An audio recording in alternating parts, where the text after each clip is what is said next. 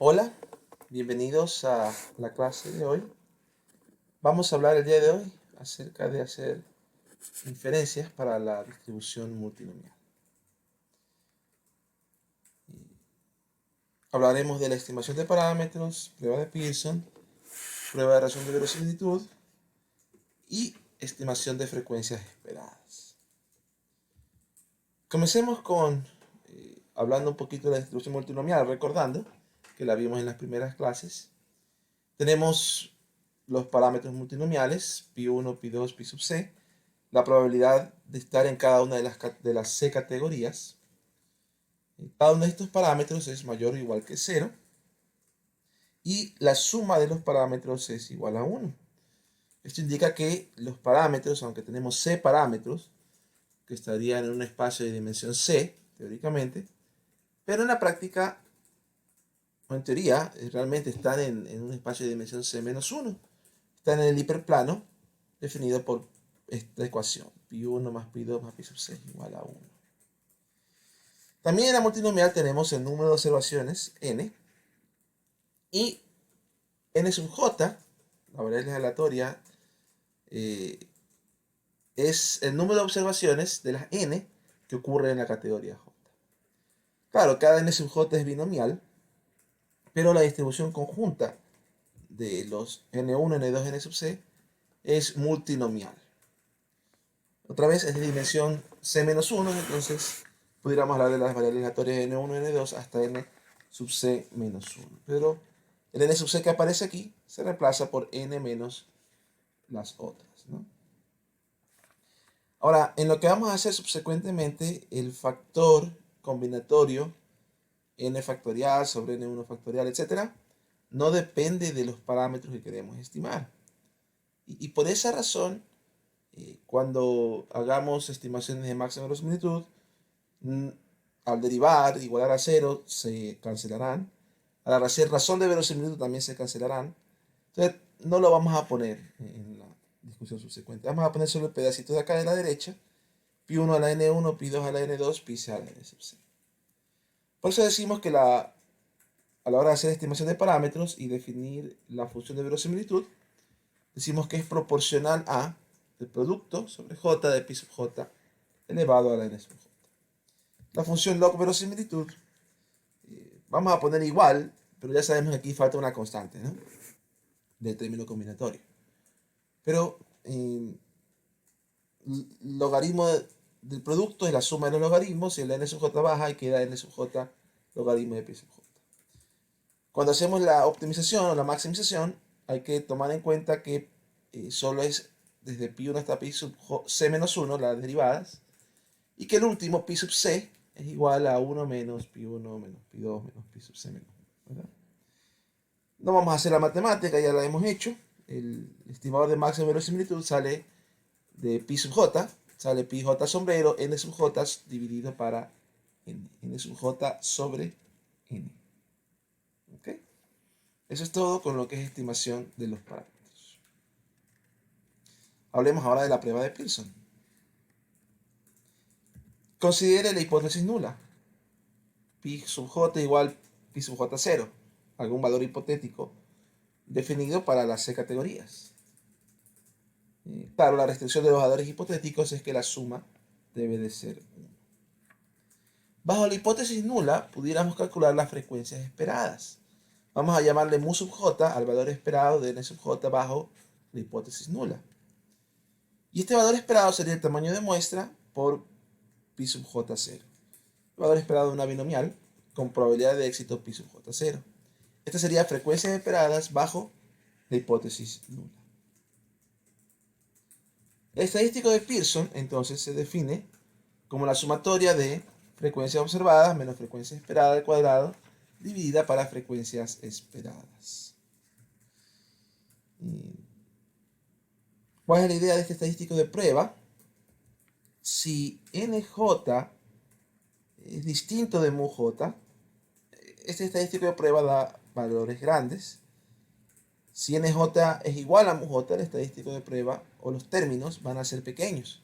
Si todos los n sub j fueran iguales a los mu sub j, el estadístico daría 0. Entonces, entre más se parezcan nuestras frecuencias observadas a las esperadas, más pequeño será el estadístico. Y es más grande cuando los NJ son más distantes a los musos J. ¿Okay? Este es el estadístico de prueba de Pearson, propuesto a inicios del siglo XX.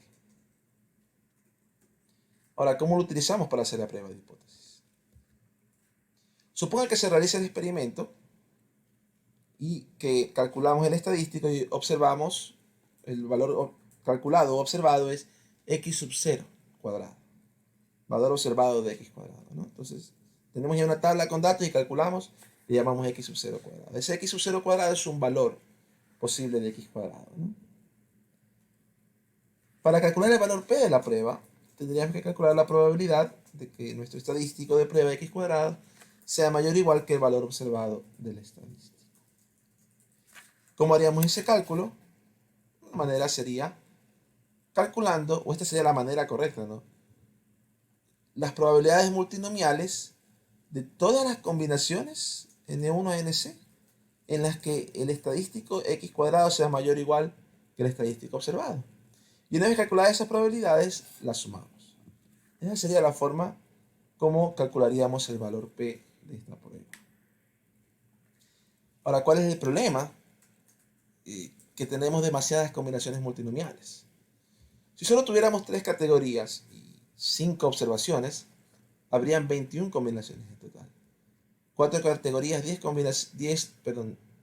tamaño de muestra 10, 286. 5 categorías con 20 observaciones, tuviéramos 10.626 combinaciones.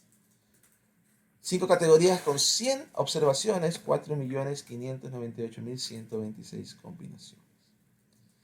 Entonces, entre las cosas que propuso Pearson fue de que cuando el tamaño de muestra es grande, cuando n tiende a infinito, la distribución asintótica nula bajo h0 del estadístico x cuadrado es una g cuadrado con c menos 1 grados de libertad.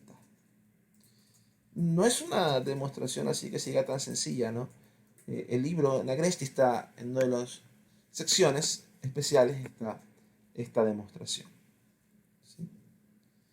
Vamos a nosotros utilizar el símbolo simplemente x cuadrado sigue una distribución g cuadrado con c menos 1 grado de libertad. Entiéndase que esto es bajo la hipótesis nula. Entonces, el valor p aproximado de la prueba es la probabilidad de que una g cuadrado con c menos 1 grado de libertad sea mayor o igual que el estadístico observado. Esto no da el valor exacto, valor p exacto, pero da el valor p aproximado y suele ser una buena aproximación, ¿no? Sobre todo si el tamaño de muestra es grande y veremos otras condiciones en que la aproximación es buena. Ahora, la prueba de Pearson, luego, cuando ya se propusieron pruebas de Wald, de Score, etc., de razón de verosimilitud, se descubrió que la prueba de Pearson es la prueba de Score multivariante para el vector de parámetros pi sub 1 a pi sub c menos 1. Es decir, en la prueba de Pearson uno la puede también derivar utilizando la derivada del logaritmo de verosimilitud, la matriz de información, y haciendo una forma cuadrática, uno termina obteniendo es la prueba de Pearson. ¿Okay? Bien, hablemos de la otra prueba. Prueba de razón de verosimilitud para la distribución multinomial. Bajo H0, el máximo de la verosimilitud, sin tomar en cuenta el término combinatorio, es simplemente el productorio de las probabilidades nulas elevadas a las frecuencias observadas, ¿no? En general, el máximo de la verosimilitud, sin restricción a la hipótesis nula, es decir, hipótesis nula y alternativa, es reemplazar aquí πj por πj sombrero, que es nj sobre n. Este sería el máximo de la verosimilitud sin ninguna restricción. Y entonces, al calcular el estadístico de razón de verosimilitud, es el de arriba dividido por el de abajo. Note que si hubiera tenido el término combinatorio aquí arriba y aquí abajo, simplemente se cancelaban aquí. Por esa razón, no lo ponemos, ¿no? El estadístico de prueba, en vez de x cuadrado, le vamos a llamar g cuadrado. Sería menos 2 veces el logaritmo de la razón de verosimilitud. Fácilmente aquí usted puede ver, ¿no? Este n que está en el denominador se puede pasar acá en el numerador en pi j 0. El productorio se puede hacer un solo, ¿no? Y al hallar el logaritmo de productos se hace la suma y queda dos veces la suma de frecuencia observada, logaritmo de frecuencia observada sobre frecuencia esperada. Y ese es el estadístico de prueba de razón de verosimilitud. Es similar al de Pearson, o la prueba es similar a la de Pearson, en el sentido de que tenemos una aproximación asintótica bajo h0, g cuadrado también converge a g cuadrado con c menos 1 grados de libertad. De hecho, se puede probar que cuando n tiende a infinito, la probabilidad de que x cuadrado menos g cuadrado sea un valor extremadamente pequeño es 1. Es decir, decimos en términos probabilísticos que x cuadrado menos g cuadrado converge en probabilidad a 0. ¿Okay? Converge sin la n. Muy bien. Ahora, ¿cuál es mejor? Cada uno tiene sus características, ¿no? Para pruebas o tablas de contingencia de una vía, que es lo que tenemos aquí, o la prueba para la multinomial, x cuadrado suele ser mejor. Sin embargo, g cuadrado tendrá su lugar más adelante en las pruebas de dos vías, las tablas de dos vías, ¿no? Fijándose, si tenemos el número de categorías fija y hacemos que n tiende a infinito, x cuadrado converge más rápido a g cuadrado que g cuadrado. En ese sentido, la aproximación asintótica de x cuadrado es mejor. ¿Okay? La aproximación g cuadrado del estadístico de razón de verosimilitud de g cuadrado suele ser mala cuando el tamaño de muestra dividido para el número de categorías es menor que 5. Y no funciona tan bien. Entonces, c tiene que ser pequeño en comparación con el tamaño de muestra, ¿no? Es decir, si tenemos 5 categorías, al menos 25 deberíamos tener observaciones, ¿no? Otra cosa también, cuando c es grande, x cuadrado funciona decentemente aún si n sobre c es cercano a 1. Es decir, puede ser un poco menor que 5 y puede ser hasta cercano a 1. Siempre y cuando la tabla no contenga frecuencias esperadas muy bajas, junto con moderadamente altas. Es decir, o todas son altas o todas son bajas, pero con las bajas no tiene que ser tan baja tampoco, ¿no? Más adelante estudiaremos un poquito mejor cuáles son frecuencias esperadas apropiadas cuando estudiemos las tablas de dos vías. Pero por ahora decimos eso, ¿no? X cuadrado suele hacer un mejor trabajo en estos casos. La prueba de Pearson. Por eso es tan popular también, ¿no? Usando las probabilidades multinomiales, se puede deducir la distribución exacta del estadístico de prueba de cualquiera de los dos. Y eso es lo que vamos a hacer, ¿no? He creado en R una función, esta función es de mi propia autoría, para calcular todas las muestras multinomiales. Le he llamado allMultSum, donde tengo el tamaño de muestra y el número de categorías K. No le puse C porque C minúscula en R es una función para hacer vectores, entonces me iba a dar problemas, ¿no? Le puse K. Usted puede examinar la función. La fórmula combinatoria que se utiliza aquí es una fórmula combinatoria de muestreo con reemplazo, donde el orden no importa. Y aquí un par de aplicaciones de funciones sencillas. Y ya mismo vamos a verla en acción, esta función. No la voy a explicar todo lo que hace. Como les dije, es de mi propia autoría, pero creo que ustedes pudieran darse cuenta cómo funciona siguiendo las tres líneas de código que están ahí principales. Si alguien tiene dudas, después me pregunta cuando estemos en la universidad. Y esta otra función, que la idea es poder calcular las probabilidades de cada combinación o de cada valor posible de la multinomial. X es una matriz que contiene en cada columna los posibles valores de n1, n2, n sub c. Y si no es dada, calculo todas las muestras posibles, ¿no? Aquí aplico la función multinomial a cada columna, o de multinom, que calcula las probabilidades multinomiales, esa la vimos en clase pasada. Calculo las frecuencias esperadas bajo la hipótesis nula, y calculo el estadístico x cuadrado para cada columna de x, y el estadístico g cuadrado para cada columna de x. Y por si acaso, tuve que darme cuenta si las frecuencias observadas eran mayor que 0 o eran igual. Si eran igual a 0 no había que sumarlas, ¿no? Entonces solo tomé aquellas que eran mayor que 0. Bueno. Entonces este multistatprop devolverá una matriz cuya primera fila se llama x2, la segunda fila g2, la tercera fila prop. Veámoslo en acción. Por ejemplo, old multisamp de 5,3 da las 21 combinaciones posibles, sí, para la multinomial. Si tengo tres categorías, tendría n1, n sub 2, n sub 3. ¿Y cuáles son las posibilidades? Pudiera ser de que n1 salga 0, n2 salga 0 y n3 salga 5. Esa es una posibilidad. Si se da cuenta, las 6 primeras contienen todas aquellas en las que n1 es 0 y el resto se comparte entre n2 y n3. ¿No? Si n1 es 0, n2 pudiera ser 0, 1, 2, 3, 4 y 5. Y obviamente n3 sería lo que le queda, ¿no? Si aquí lleva 0 y 0, acá sería 5. Si aquí tengo 0 y 1, acá sería 4. 0 y 2, acá sería 3, etc. ¿no? Después vienen todas las que tienen n1 igual a 1.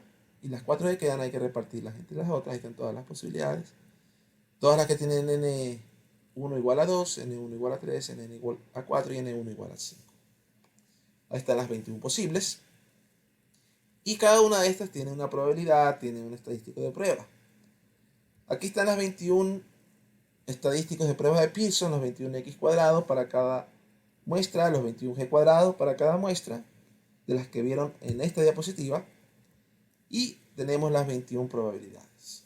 Note que algunos valores de los estadísticos se repiten. Por ejemplo, el valor 5 de x cuadrado se repite aquí y se repite acá también. Es decir, hay por lo menos dos posibles valores de la multinomial que tienen el mismo x cuadrado. A ver si en g cuadrado hay alguno que se repita. G cuadrado no veo ahorita ninguno. Quizás ustedes puedan ver en g cuadrado uno que se repita, ¿no? Bien. Supe de alguien que en un video anterior yo había hecho algo así y le puso pausa para contar. Pueden hacer eso si lo desean, ¿no? Y abajo tenemos las probabilidades. ¿Cuál sería la idea? Por ejemplo, si quiero calcular la probabilidad de x cuadrado mayor o igual que 5, vendría aquí y vería para qué muestras posibles, cada columna es una muestra posible, o corresponde a una muestra posible, x cuadrado es mayor o igual que 5. En la primera x cuadrado es mayor o igual que 5, en la segunda también, la tercera no lo es, cuarta tampoco, quinta tampoco, en la sexta sí lo es, la séptima también, etc. Entonces la idea es, esa es donde x cuadrado es mayor o igual que 5, queremos sumar las probabilidades. .002 sí, .02 también, esta no, esta no, esta no, .03 también, .008 también, sumo. Aquí está comando, tengo una matriz que se llama statprops, que tiene estas columnas. Entonces le estoy diciendo de statprops, en la fila prop, sáqueme aquellas columnas donde statprops en la fila x2 sea mayor o igual que 5. Eso me da un vector de probabilidades, las cuales las sumo, y me da 0.13075. Esa sería la verdadera probabilidad que el estadístico de Pearson sea mayor o igual que 5. Si calculo lo mismo para g cuadrado, tendría la verdadera probabilidad de que g cuadrado sea mayor o igual que 5 es 0.10. Ahora, aquí n es pequeño, n es 5. Note que la aproximación g cuadrado con 2 grados de libertad, la probabilidad de que g cuadrado sea mayor o igual que 5, es 0.08, ¿no? No necesariamente igual a las otras, igual se espera que sea una aproximación, pero la de g cuadrado dio un poquito más cercana a la de x cuadrado, no tanto, ¿verdad? Otra vez, tamaño de muestra de 5 es muy poco para que la aproximación funcione. ¿Ok? Ahora, con esto que está aquí, con esta función oldMultSamp y multStatProps, pueden calcular el valor p exacto. Pueden utilizarlas cuando el tamaño de muestra es pequeño. No necesitamos hacer las aproximaciones y cuadradas en ese caso. Si es que computacionalmente pudiéramos hacerlo en poco tiempo, es mejor hacer eso. Si el tamaño de muestra es grande, sí funciona mejor la estimación y cuadrado. Como dije, En tablas de dos vías hablaremos de las diferentes condiciones sobre las cuales el estadístico converge, ¿no? Vamos a ver un ejemplo. Teorías de Mendel. La herencia sabemos ahora que depende de genes recesivos y genes dominantes. En la época antigua, en el siglo XX al principio, eso estuvo en investigación, ¿no? Se descubrió. Mendel ya tenía esta noción, esta teoría, y él había hipotetizado que cuando se cruzan arvejas que son amarillas puras y verdes puras, él decía, bueno, cada semilla contribuye con dos alelos o dos genes, y el cruce podría tener, los dos genes pudieran ser dos amarillos puros, dos verdes puros o una combinación. Amarillo-verde o verde-amarillo.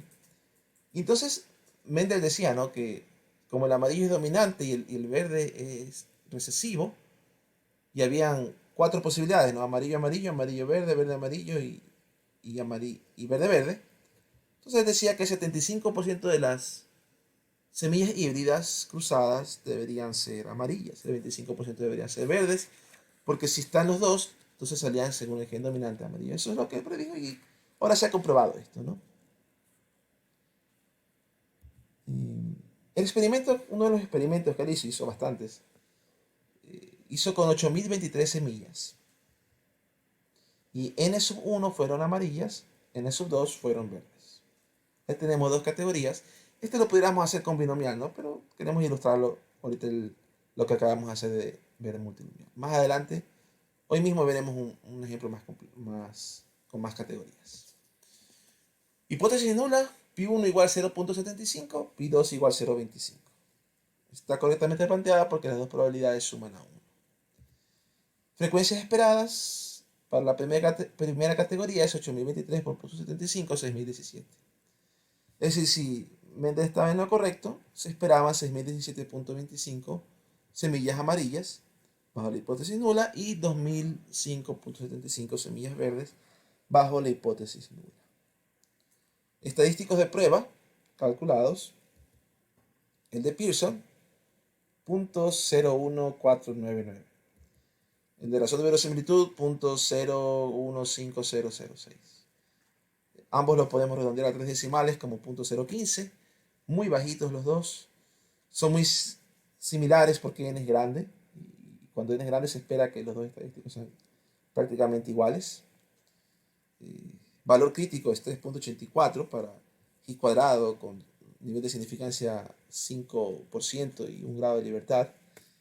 Y no rechazaríamos H0, ¿no?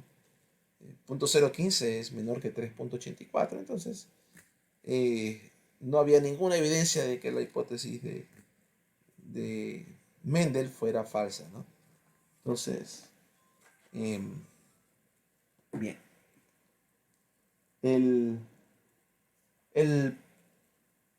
valor P, en este caso para esta prueba, es simplemente la probabilidad de que una i cuadrado con un grado de libertad sea mayor o igual que 0.015. En este caso sería 0.92523. Entonces, Fisher se dio cuenta de un pequeño problema que tenía Mendel. No necesariamente en este experimento, pero es lo siguiente, ¿no? Mendel realizó varios experimentos. Y en 1936 Fisher sacó un paper en el que resumió los resultados de varios de estos experimentos. Y Fisher utiliza la propiedad reproductiva de la i cuadrado que vimos en las primeras clases, que cuando usted suma varias i cuadrados independientes, el resultado es una i cuadrado donde los grados de libertad se suman. Entonces, ¿qué fue lo que Fisher observó? Unió varios estudios, sumó las i cuadrados, y la sumatoria de las i cuadrados de los estudios que consideró Fisher fue de 42. Los grados de libertad, sin embargo, debían ser 84 grados de libertad. Ahora, tome en cuenta que en una G cuadrado, el promedio es los grados de libertad. Es decir, en 84 grados de libertad esperamos que en promedio salga alrededor de 84. La varianza es 2 veces los grados de libertad. En este caso, 2 por 84 es 168. La raíz cuadrada es casi 13, ¿no? 13 por 13 es 169. Entonces, 84 menos 3 veces la desviación estándar menos 39 da cerca del 42. Entonces esto estaba cerca de la región de menos 3 veces la desviación estándar. Y viéndolo bien, vamos a ver el gráfico de la G cuadrado. Esta es la densidad G cuadrado con 84 grados de libertad. Note que el valor obtenido de 42 está en una región de probabilidad muy baja. Es decir, uno esperaba la G cuadrado estar acá en esta región de más probabilidad, pero aquí salió bien bajita. Si observamos la probabilidad de que la G cuadrado con 84 grados de libertad sea menor o igual que 42, es 0.000354. Es decir, 3 veces en 100.000 observaremos un valor de G cuadrado menor o igual que el que se observaron sumando todos los estudios que hizo Mendel. Ahora, es improbable que el número 42 provenga de una G cuadrado con 84 grados de libertad. El valor P, uniendo todos estos estudios, era de 0.999646, que concluyó Fisher que era demasiado bueno para ser real. Claro, luego las teorías de Mendel se comprobaron y aceptaron. Estamos diciendo que se haya equivocado, lo que Mendel concluyó fue cierto. Sin embargo, Fisher publicó lo siguiente. Él dijo: no tengo duda de que Mendel fue engañado por su ayudante de jardinería, quien sabía muy bien lo que se esperaba de cada experimento. Entonces, eso fue lo que conjeturó Fisher, ¿no? De que había habido falsificación de datos, básicamente. También dijo: cuando los datos han sido fabricados, sé muy bien que las personas tienden a subestimar las desviaciones aleatorias, y la tendencia es a hacer que coincidan demasiado bien con lo esperado. En otras palabras, Fisher dijo que se trata de que los datos coincidan con lo que uno espera, se falsifican datos y uno sabe que no los va a poner igualito a lo esperado, pero los pone similar, pero no considera qué tan variable es la frecuencia esperada alrededor de la frecuencia observada, o al revés, frecuencia observada alrededor de la frecuencia esperada. Entonces, ese fue lo que pasó con Mendel y la publicación de Fisher. ¿Ok? Veamos otro tema, el último tema de hoy: estimación de frecuencias esperadas. En ciertas ocasiones, la hipótesis nula no fija completamente los valores de las probabilidades de cada categoría, sino que determina estos valores en función de un vector de parámetros θ. Vamos a suponer que este es un vector de parámetros de dimensión p. Típicamente esta dimensión p es menor que c-1. Recuerden que c-1 es la dimensión de parámetros de la multinomial. El problema es que este θ suele ser desconocido. Y al ser desconocido, los pi sub j0 no están definidos de antemano. Es decir, la hipótesis nula no define completamente los valores nulos de las proporciones o de las probabilidades de cada categoría, solamente define una relación entre ellos a través de este parámetro θ. Entonces, ¿qué es lo que sucede ahí? Las frecuencias esperadas serán desconocidas, lo mu sub j. Bueno, después se pudo comprobar de que una opción pudiera ser reemplazar θ por un estimador de máxima verosimilitud. ¿Cuál es el problema aquí? Se supone que la hipótesis tenemos que plantearla antes de hacer el experimento. Y esta hipótesis nula aquí no define completamente los estimadores de las proporciones.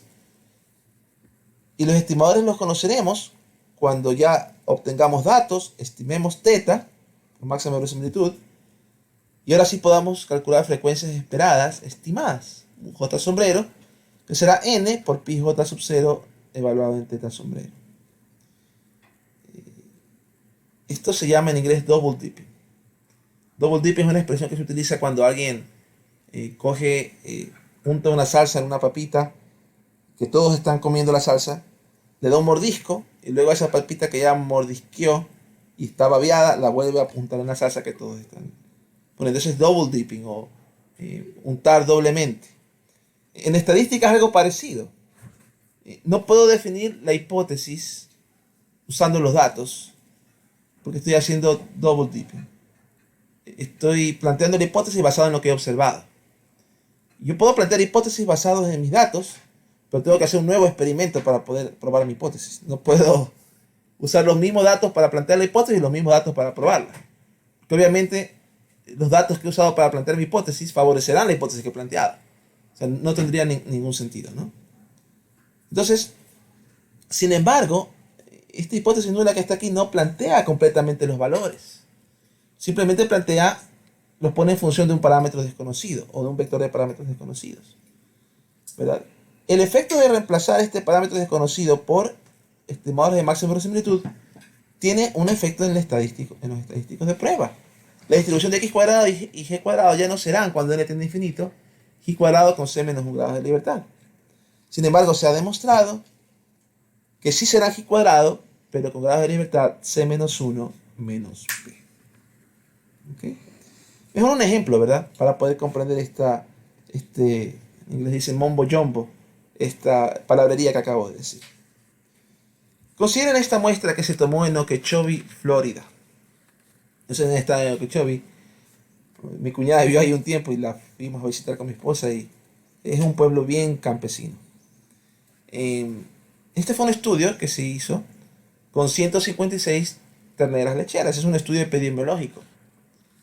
Entonces, en este estudio epidemiológico, de las 156 terneras lecheras, se hizo una clasificación.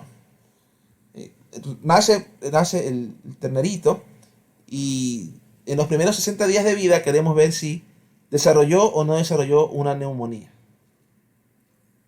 Se note que esta es la que llamamos infección primaria. En este caso, de los 156, 93 desarrollaron una neumonía y 63 no lo hicieron. En este estudio, sin embargo, hubo una segunda clasificación. Las 93 terneras que tuvieron una infección recibieron tratamiento, fueron curadas, por así decirlo. La infección o la neumonía se limpió completamente o se declaró limpia. Y una vez declarada limpia, se observó a las terneras por 2 semanas más. Una vez que la infección había desaparecido, la primera, se las observó por 2 semanas más a ver si se volvían a desarrollar una nueva infección. Esa le llamamos infección secundaria. Esta se hizo solamente con los que desarrollaron la primera infección. Y de estos 30, de las 93 que desarrollaron la infección, 30 volvieron a coger una segunda, 63 no volvieron a coger una segunda dentro de las 2 primeras semanas después de que haya desaparecido la primera. Ahora, noten que el cero que está ahí es un cero estructural. ¿A qué nos referimos con eso? No tiene sentido definir la infección secundaria para las terneras que no desarrollaron una infección primaria. Porque infección secundaria solamente es algo que se midió para aquellas que tuvieron infección, la neumonía la primera vez. Entonces, en este ejemplo, tenemos lo que se conoce como un cero estructural. ¿Ok? Ese es nuestro problema. Ahora, ¿cómo vamos a tratar este problema? Vamos a utilizar una multinomial. Una multinomial con 3 categorías, no 4, por el cero estructural, sino 3 categorías.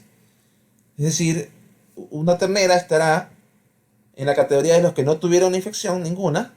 Esa es la P22, probabilidad está en la categoría de aquí.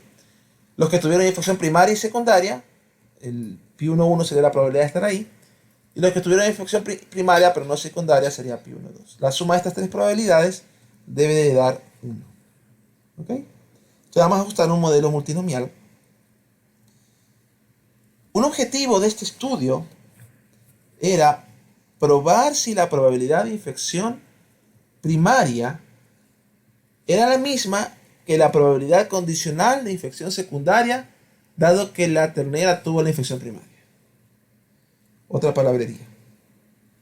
¿A qué nos referimos esto? Cuando recién nacen, las terneras tendrán una probabilidad de adquirir la infección primaria en los 60 primeros días. Esta probabilidad estará dada por pi1,1 más pi1,2. Esa es la probabilidad de adquirir infección primaria. Aquí le llamamos pi1,1 más pi1,2. ¿Ok?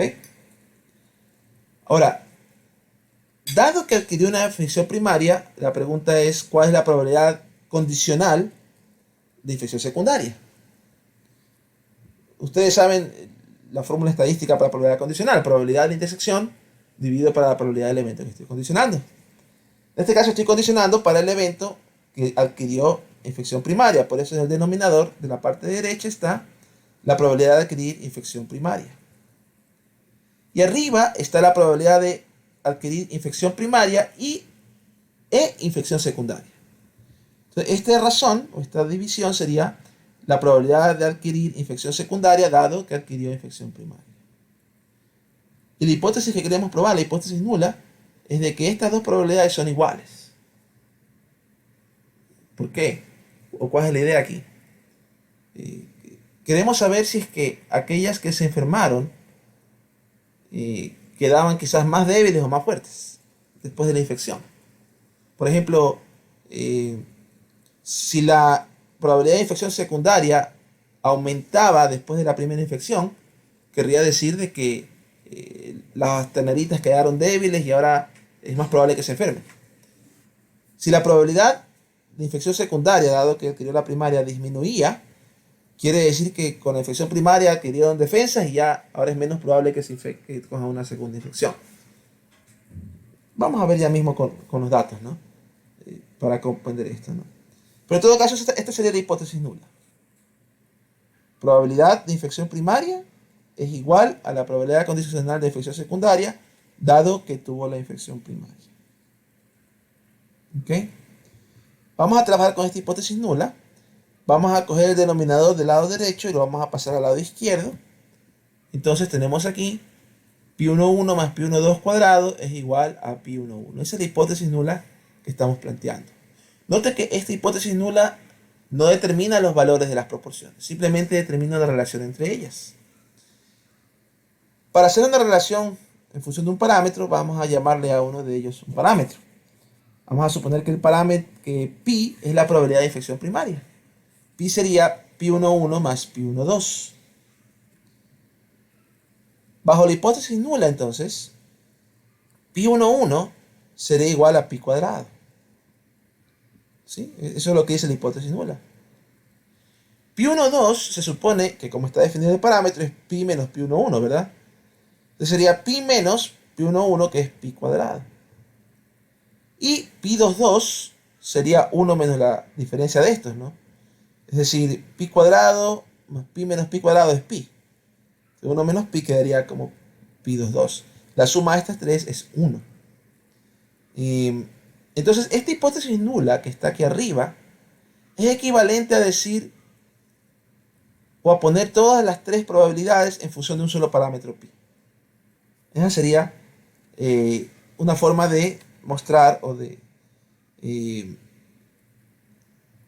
esta hipótesis nula ponerla en función de un parámetro pi. ¿Ok? Bien. Tenemos ahora este parámetro. Ya el problema ya no es de 2 parámetros, sino de 3.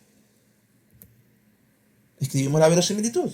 La verosimilitud para la multinomial, pi1,1 elevado a la n1, pi1,2 elevado a la n1,2, pi1,2 elevado a la n2,2.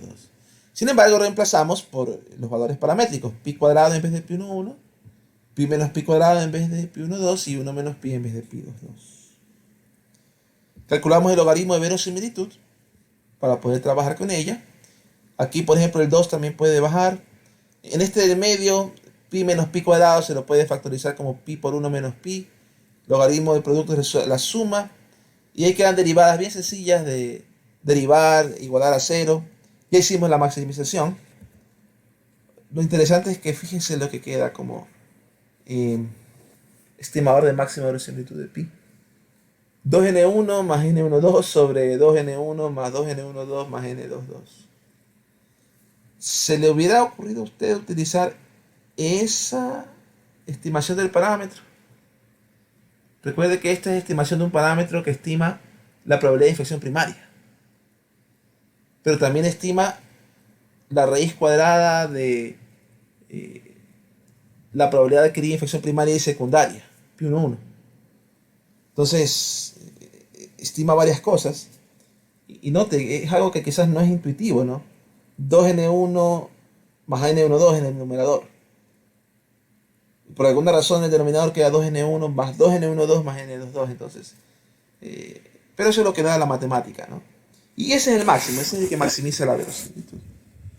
Eso se puede probar, inclusive si usted quiere hacer una gráfica de la función, puede darse cuenta. Reemplazamos en nuestros datos. 2 por 30 más 63 sobre 2 por 30 más 2 por 63 más 63. Y el estimador queda 0.4939 como probabilidad de adquirir la infección primaria. Muy bien. Esta es una probabilidad bajo la restricción que pi11 más pi12 al cuadrado es igual a pi11, ¿no? Ahí está la estimación de pi. Con esa estimación de pi podemos estimar pi11, que sería pi cuadrado, pi12, que sería pi cuadrado, pi menos pi cuadrado, y pi22, que sería 1 menos pi. Sombreros, ¿no? Esas son las estimaciones. Con estas estimaciones, que ya son basadas en los datos, podemos calcular frecuencias esperadas. 38.07 para esta celda, 38.99 para esta celda, 78.94 para esta celda. Entonces tenemos frecuencias observadas, frecuencias esperadas. Podemos hacer la estadística de prueba, ¿no? La sumatoria de frecuencias observadas menos esperadas al cuadrado dividida para esperadas.